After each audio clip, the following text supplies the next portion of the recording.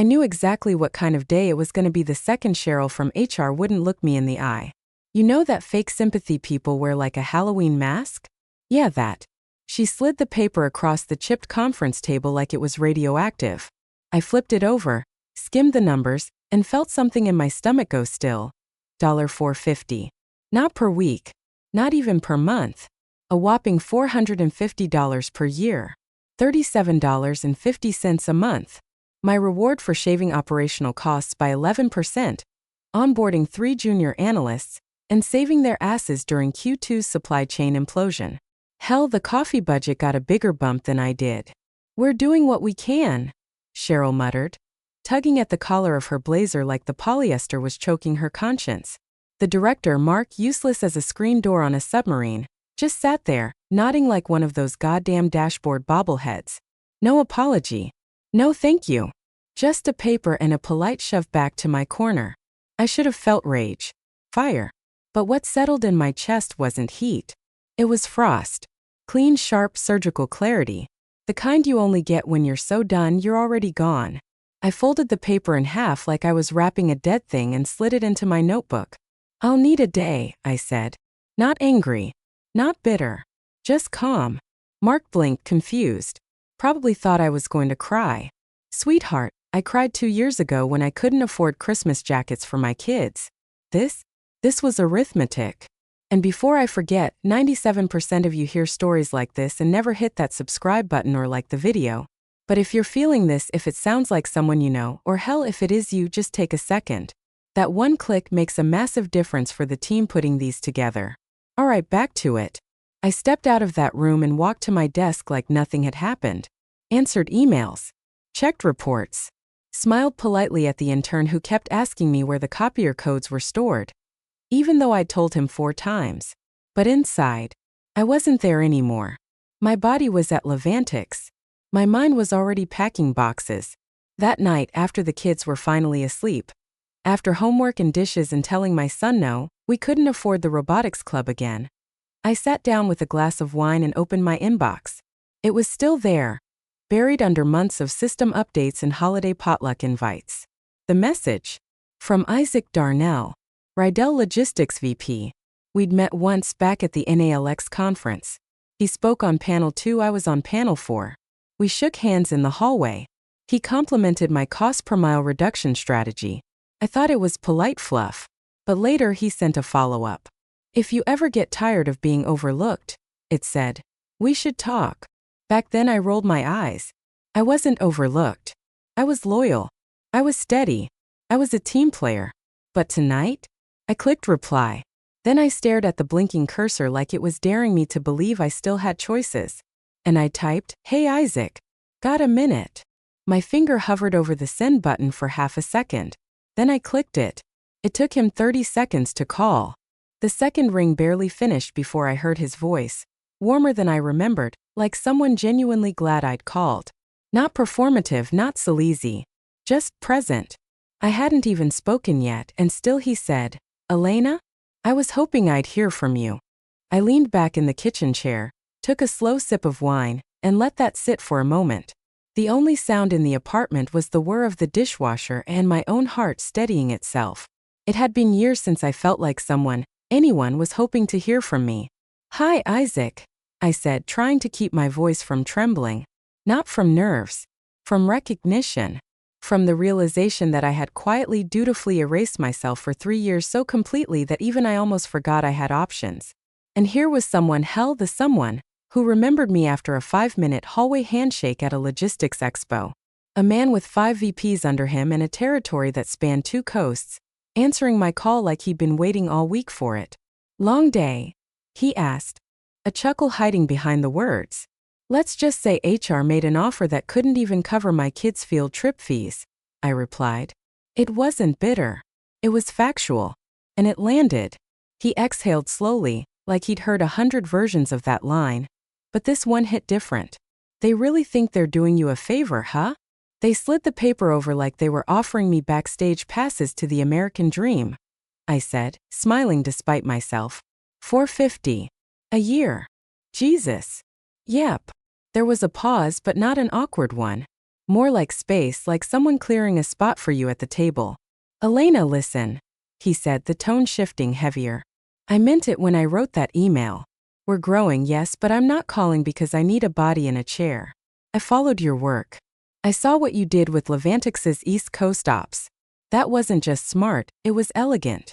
Nobody streamlines fulfillment to final mile across 6 states like that unless they understand more than just systems. They understand people, timing, risk, trust. That word hit me harder than the wine, trust. Because at Levantix, I was trusted to clean up everyone else's mess, but never trusted to lead. Trusted to fix, not to build. Trusted to carry weight, but never share the credit. I appreciate that, I murmured, and I meant it. He didn't fill the silence with flattery or corporate fluff. He let me take a breath. Then he said, how about coffee? Discreet. My treat. Bring nothing but your ideas. If it's not a fit, no hard feelings. I smiled, watching the last drip of wine roll down the inside of my glass. Isaac, I've got ideas. And I'm damn tired of keeping them to myself. You free Wednesday? I can make that work. Good, he said. Because I think you're the person who could change the whole model.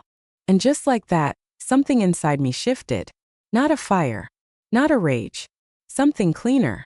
Like a mirror wiped clear after years of fog. I wasn't just someone's backup plan. I wasn't disposable. I had leverage, I'd just never been allowed to use it. We hung up after 15 minutes. Short. Purposeful. No promises. But I slept better that night than I had in months. And in the morning, when Cheryl circled back to ask if I'd given that generous offer any thought, I smiled politely and said, still thinking. But thank you. What I didn't say was, I'm already gone. You just don't know it yet. The cafe was tucked between a yoga studio and a consignment shop, the kind of place with scratched up wood tables and a menu handwritten in Sharpie. Neutral territory. Quiet. No suits.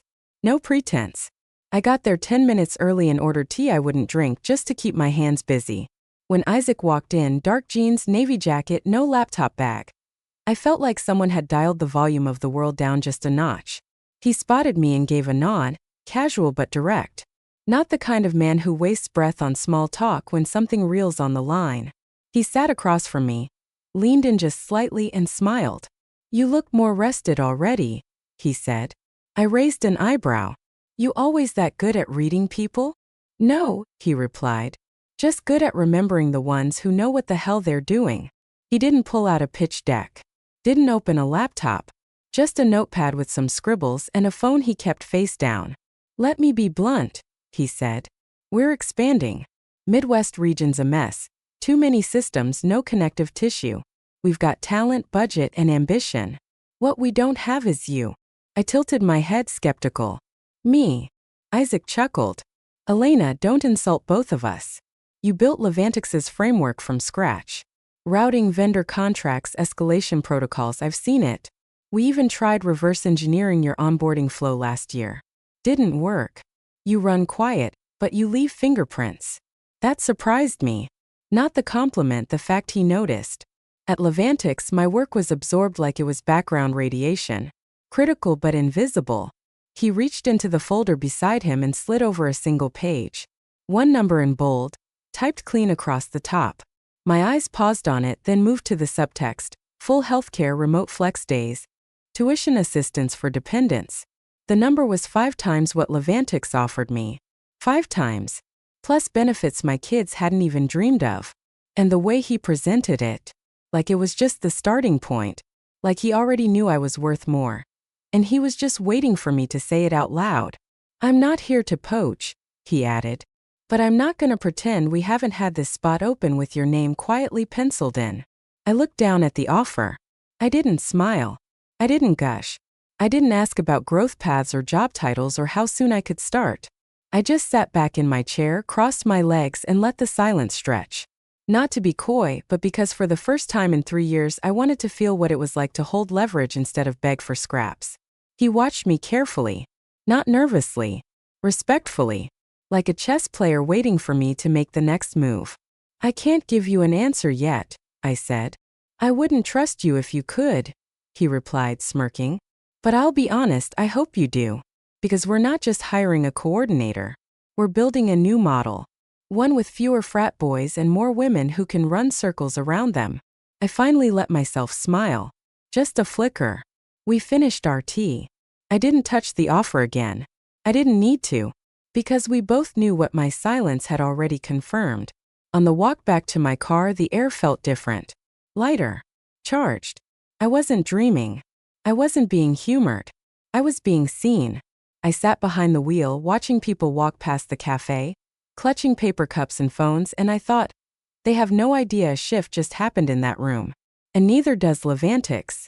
Yet, the next morning at Levantics, everything was just the way I left it. Fluorescent lights humming. Phones chirping. Janet in accounting already 2 coffees deep, complaining about her ex-husband like it was the weather. I walked through the open office like nothing had changed because to them nothing had. My badge still beeped green. My calendar still showed a 2 p.m. client check-in. My manager, Lisa, waved me into her glass office like we were about to have another one of our Atta-girl debriefs. She closed the door behind me and smiled the way someone does when they've already forgotten your name but need something. I just wanted to take a moment, she said, to acknowledge how you've handled everything lately. Budget frustrations, staffing gaps, that mess with the warehouse handovers. You've really shown grace under pressure. Grace under pressure. That corporate flavor of condescension they serve when they're not planning to pay you but still want you to show up with a smile. I nodded once. Didn't thank her. Didn't correct her when she misquoted one of my metrics. Just let the silence do the heavy lifting. We're looking at a reorg next quarter, she went on, leaning back in her chair like she was delivering big news. Just in early stages, of course, but we're considering bringing in some new blood. Maybe have you train them up before transitioning you into more of a support liaison role. There it was. Not a promotion. Not even a lateral move. Support liaison. Translation. Less visibility, less power, more cleanup. Also translation. Babysitter for whoever they hire to stumble through the systems I built. Lisa smiled like this was a gift. Like she expected me to jump in with enthusiasm, start brainstorming onboarding templates and training timelines. I just smiled. Sounds interesting, I said. And when she nodded like we were on the same page, I knew she had no idea what page I was actually on. Because I'd already started the transition, just not the one she had in mind. Back at my desk, I opened a clean folder on a private drive and labeled it Transition. I started pulling process maps, templates, escalation flows, only the ones I'd built from scratch. Nothing proprietary. Nothing legally gray. But everything mine. And then I did what no one ever expected me to do. I planned my exit like I planned crisis pivots, measured, thorough, and impossible to undo. I rewrote SOPs in my own shorthand, saved client logs in personal PDFs, made clean lists of vendor contacts with notes about who actually made decisions and who just answered phones. I started logging questions from the intern. Every time he asked about onboarding, I made a quiet mental note. There's no one else who knows this system. Not the way I do. It wasn't revenge. It was reflection. A mirror held up to their assumptions. I let them keep thinking I was grateful for the scraps. I laughed politely in the break room, gave kudos in Slack threads, showed up to meetings with notes and solutions and polite nods, all while I rebuilt the bridge they were about to burn, from the other side.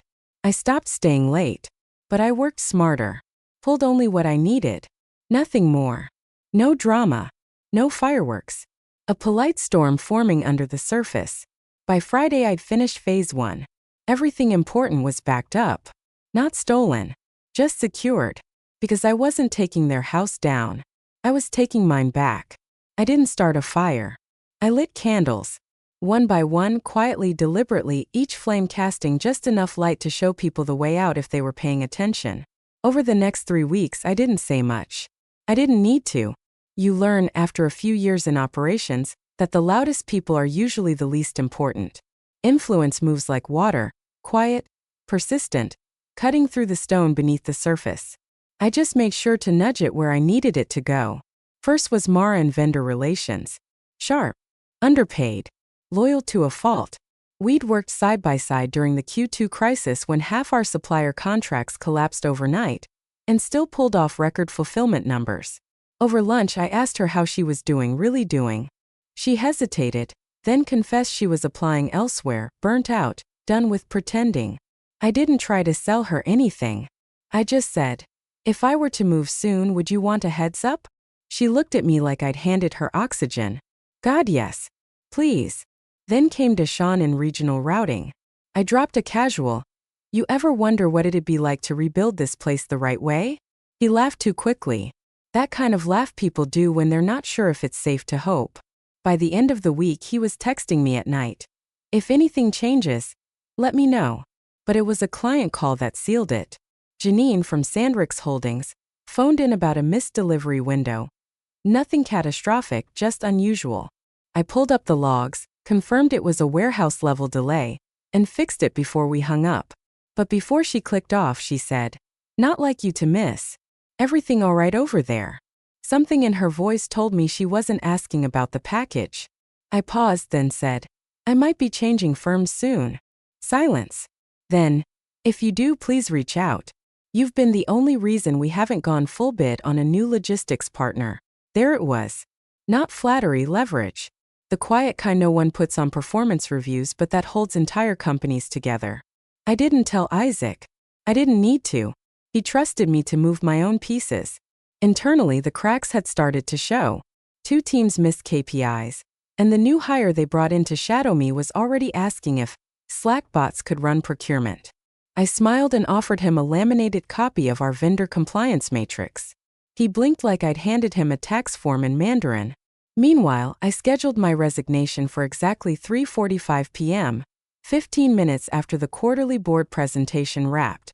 Lisa would be floating on the high of a successful delivery pitch, completely unaware that the stability she just sold was about to vanish with my exit memo. The letter was short. No theatrics. No blame. Just dates, gratitude, and formality.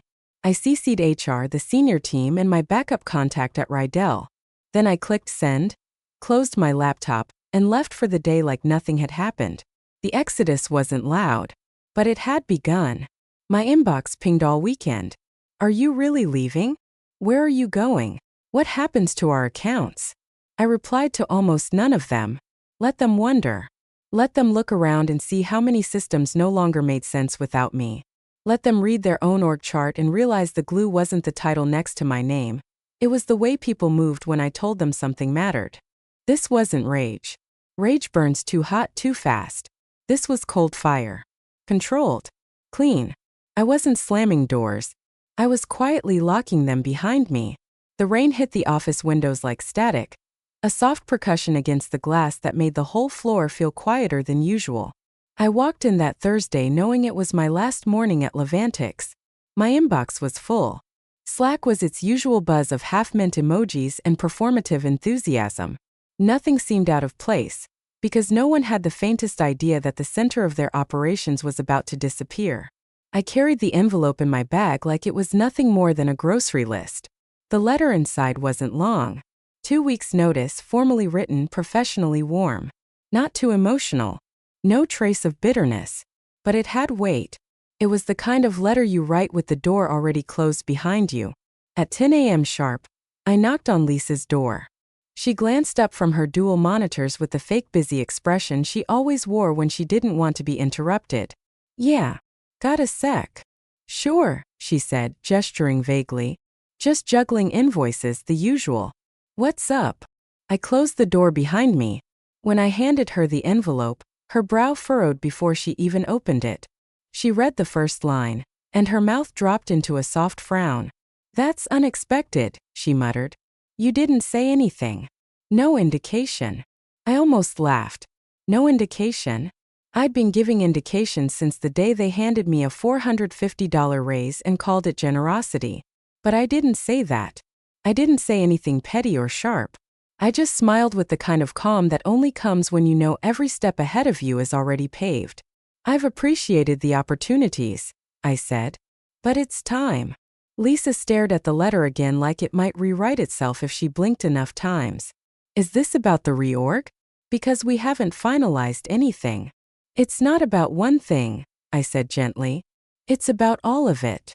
She sat back in her chair, suddenly quiet. Not defensive. Just stunned. She hadn't seen it coming because she never looked past her own agenda. I was useful. I was steady. She thought I'd always be there. I stepped out and walked straight to HR. Cheryl blinked when I handed her the same envelope. Oh wow. Elena, this is a surprise. I nodded. I figured it might be. She opened it, skimmed, then looked up like I just told her the building was on fire. Is there anything we could have done to make you stay? I didn't smile this time. You did exactly what you meant to, I said, voice even. That's the problem. No fight. No pleading. Just the truth, clean and sharp as the edges of the letter in her hands. Back at my desk, I began the process, careful, quiet. I updated handoff documents, logged access instructions, cleaned out the files I didn't need and wiped the rest of me from their system like dust off a shelf. I left it better than I found it, because I refused to be the villain in the story they were already preparing to tell. But I didn't go out with a bang. I went out like a switch being flipped. Not dark. Not loud. Just gone. By the time the team found out, I was already halfway home, windshield wipers slapping back and forth, the city blurred by a curtain of rain. I wasn't sad. I wasn't scared. I felt clean. Resolved. Like I just walked out of a room that had been shrinking around me for years and stepped into something that finally had space to breathe. It started small. A missing invoice here. A delayed shipment there. Levantics had weathered worse, but this time, there was no one behind the curtain pulling the levers and quietly stitching things back together at 3 a.m. I wasn't there to reroute the truck stuck at the Indiana border. I wasn't there to spot the error in the Sandrick's PO or finesse a supplier into extending payment terms by 3 days. And the cracks didn't scream, they whispered. 3 days after my resignation, one of our smaller but loyal vendors, North Apex, paused fulfillment due to contractual concerns. What that really meant was Mara had followed me to Rydell and taken her contact list with her. North Apex knew who'd kept their margins clean. They weren't about to gamble on a company that just lost its systems engineer disguised as a coordinator. By day 6, Sandrick's Holdings officially pulled their Q4 logistics agreement and signed with Rydell. I didn't handle the transition directly. That would have been too obvious. But when Janine emailed, just wanted to say thank you for your quiet professionalism over the years, I knew what she really meant. You were the only reason we stayed as long as we did. The new hire they brought in to shadow me? A 28-year-old with a LinkedIn full of buzzwords and no actual operations experience. Within 48 hours, he was in Slack asking if we had a plug-and-play escalation dashboard for warehouse shortages. The team responded with silence. He followed up with a GIF. By the end of his first week, he had forwarded 3 client emails back to the same clients, asking what they needed from him. Not even a copy-paste, just a digital shrug. The staff started whispering in group chats. Slack threads popped up like mushrooms after rain. Wait, did Elena really leave for Rydell? Why did Cheryl look like she aged 10 years this morning? Where's the escalation matrix doc? Wasn't that Elena's? It was like pulling a card from the bottom of a Jenga tower. Nobody noticed until everything started shifting. Still, the leadership team tried to stay cool. Lisa insisted in meetings that the transition plan is sound. The CEO, Brent, brushed it off entirely. We've weathered bigger changes, he said in a Friday meeting. No single employee can crater a system. Except systems aren't made of code or contracts. They're made of trust, timing, continuity.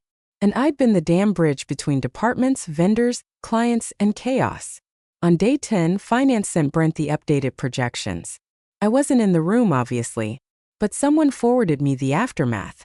Apparently, he went white, sat back, said nothing for a full minute. 2 clients gone. Vendor fulfillment down 26%. Expedited shipping costs ballooned 39% in 1 week. Projected Q4 revenue revised down 8%. All in under 2 weeks. I wasn't smiling. I was satisfied. The difference? Smiling is for parties. Satisfaction is what you feel when the plan lands exactly as you mapped it, and no one even knows you drew the blueprint. I didn't gloat, didn't post on LinkedIn, didn't leak anything. That would have made it about revenge. But this wasn't revenge. It was precision. Every system I built ran clean. Until they removed the person who knew how to keep it from unraveling. They thought I was replaceable. Turns out I was structural. By week 4 at Rydell, I'd already redlined 2 bloated routing workflows and replaced them with lean modular frameworks I designed during the chaos years at Levantix. Only now I actually had a team who listened. No eye rolls. No, we've always done it this way. Just people who read the documentation I gave them, asked smart follow-up questions, and said thank you like it wasn't an endangered phrase. I started quiet just like before. No titles to flaunt. No corner office. Just a clean desk, a badge, and a region in disarray. But by the end of my second week, warehouse lead times had dropped 17%. The Phoenix to Denver corridor stabilized. Rydell's CFO sent me a one-line email. I don't know what you did, but it's working. Keep going. They didn't ask me to prove my worth in blood and unpaid weekends. They just gave me room. Then came the invites. First, a strategy roundtable with 3 VPs and Isaac. I assumed I'd be note-taking. Instead, Isaac kicked it off with, Elena's going to walk us through a proposal that could change how we approach fourth quarter flex contracts. I didn't fumble. Didn't shrink. Just opened the slide deck I drafted on my own time and walked them through it like I'd been doing this my entire life. Which, frankly, I had. The next week, a partner advisory meeting. I walked in thinking it was just a sit-in. The room had Rydell's top execs, regional leads, and 1 client rep from a legacy account who'd been with them since 2006. The client rep squinted when I introduced myself. Elena Montrose? From Levantix. I nodded. His face split into a grin. Well, hell, I didn't know you'd switched teams. Now I feel better about this merger talk. It wasn't flattery.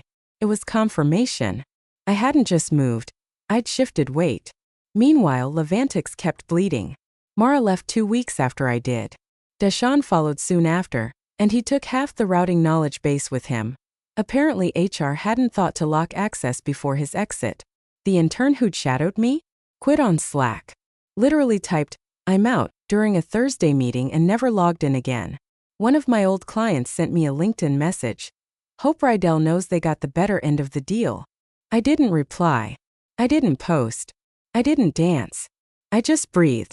For the first time in years, I went to bed without mentally inventorying 5 systems I had to fix the next day.